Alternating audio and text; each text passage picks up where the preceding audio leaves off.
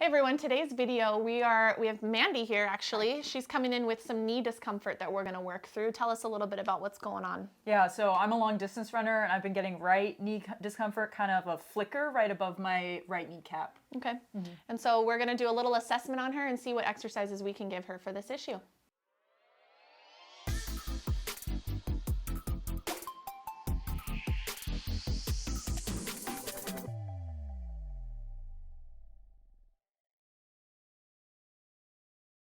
I'm Dawn, I work at Performance Place Sports Care, just one part of the locally world famous chiropractors here, and we're just gonna get right into what we should do for Mandy's knee today. So we actually, before the video, kind of went outside and tested to see if we can recreate discomfort. When do you feel this knee discomfort? Usually it's after 10 plus miles of running and only running uphill. So I thought it was really important for us to do a video today on this. We have runners come in a lot that it's kind of hard for us to recreate knee discomfort, but we kind of look for what we call associated symptoms. So the knee sometimes is a dummy joint, and we want to see if there's anything above or below going on that can kind of cue us in on what's going on with this. Gotcha. Cool? Yeah. Awesome. Let's try it out. So let me have you lay on your back for me.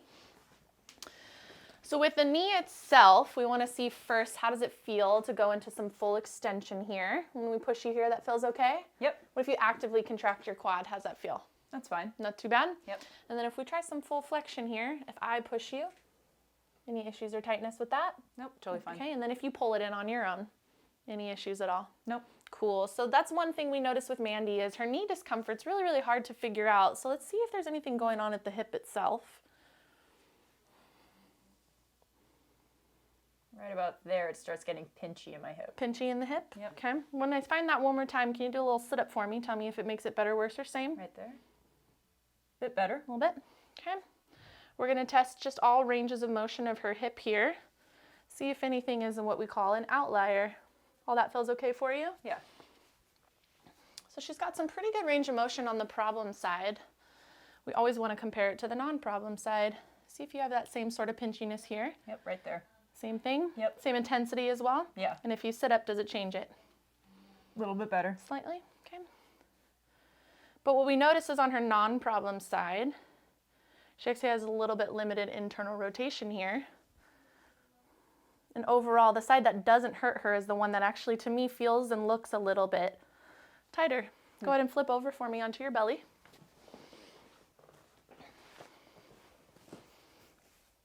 And I want you to take this heel. Can you kick it up to the ceiling for me? What do you feel activating there? Glute and hamstring mostly. Okay. And then come on down. Let's compare that to the problem side. This is pretty much all hamstring. Okay, so no glute activation happening on this side. Is that something that you notice on a consistent basis with your normal training or anything else? Yeah, a little bit. It's been feeling harder to get into my glute. Like when I'm running uphill, it doesn't feel like it's actually working that hard. On the activation on that side? Okay, so here's what we're gonna do. We're gonna hop right into, I'm gonna give you two things.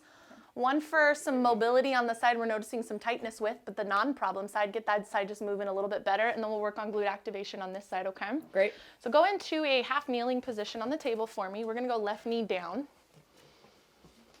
And I want you to go into a thinking position. Let's just go elbows on the front knee here. Awesome. See how it feels to just lunge that knee forward and come right out of it. Okay, let's do that a few times. This feels like a hip flexor stretch mostly. Perfect, just right in the front side here. Yep. Awesome. When you get to your end range there, I want you to do a small little glute contraction, like you're trying to just drive that hip a little bit more forward. Let's try that 10 times. Let's call this 5. And one thing I'm looking at is to make sure that all of this is coming from her hip, not from her spine. That's why I have her leaning forward on the front knee so that we can see and really drive the range of motion through her hips specifically. Feeling okay with this? Yeah. Beautiful. Let's take this 10. And we're going to add one last little thing with this. Can you kick this foot out towards the camera a little? So not only are we driving extension through this hip, but we're going to get a little bit of internal rotation with it too. Don't let that pull you in the direction that we just kicked your foot out to, okay? Gotcha. Go for it. 10 more. It feels like a deeper stretch in the front. Okay. And it's not radiating down into the knee or anything of that sort? Nope. Beautiful. And just for the sake of camera and video time, let's call that 10. Okay. Okay. And now what I'm going to have you do is lay on your right side, kind of like you're going to do a right side plank. Perfect. Let's take this back leg back here. Kick this foot forward a little bit for me. Hang out right there. And then I want you to feel my fingers here. Yeah. Pretend they're little fire flames. Don't let them burn you. Okay. Beautiful. Right here where your hand is, pretend it's a flashlight. Let's bring this knee up a little bit first. Can you shine that flashlight towards the knee? Good. And then rock out of it. Shine it one more time. Go as far as you can get. What do you feel in this position? Just feels twisty. Perfect. Can you push me up a little bit right here? I'm going to take you through that. Right about there. Twisty where? Just in the back here. Okay. And then can you push that knee down into the edge of the table there? Beautiful. Can you come up a little bit higher? Hang out right there. Don't let me beat you. Oh, now it's all in my glutes. Both glutes or one in particular? Mostly the downside. Perfect. And because you can talk so well, I think you're not trying hard enough. Let's push a little bit more. 5, 4, 3, 2. Slowly lower down.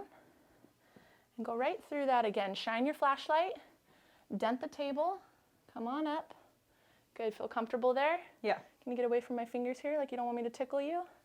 And let's hold for 5, 4, 3, 2, 1. Slowly lower down. Still resist me.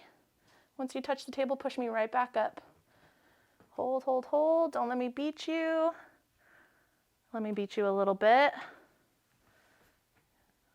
And then push me right back up. Last one. Hold. Take some big old breaths. And slowly lower down. So where are you feeling this one at in particular? Definitely on my downside, like the side of my butt cheek. Perfect. The butt cheek you're talking about wasn't activating so well. Yeah. Awesome. Yeah. So when we take away the leg that we know is helping you a little bit too much and just get you to really isolate that right glute, I'd love to see if you built this into your warm-up routine before running, if that knee starts to feel a little bit better. Okay.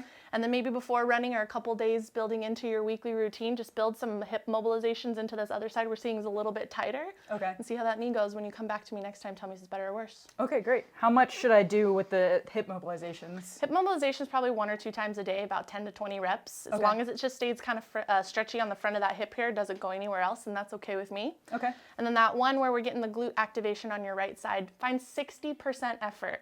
Nothing too crazy. Yeah. And also not where you're just like, all right, I'm totally fine, I don't feel anything at all. A little bit of a challenge, but leave a couple left in the tank. Okay, gotcha. Any other questions? Sounds good. Cool. All right. So just to recap really quickly, what we noticed with Mandy is her knee's probably fine. It was really hard for us to really find a way to duplicate pain here, but we noticed some outliers up in the hip herself, or in the hip specifically. So we addressed those hip issues today, and we're going to give her those things to work on before running, and next time she comes back, she'll let us know if her knee's feeling a little bit better. If this sounds like you and this is something you guys are interested in, just look in the comments below. There's probably going to be some cool resources there for you to take advantage of. If you want an assessment specific for what you should be doing with any of your knee or hip discomfort, reach out to us. We can help you virtually or in person. We'd love to help guide you in the right direction.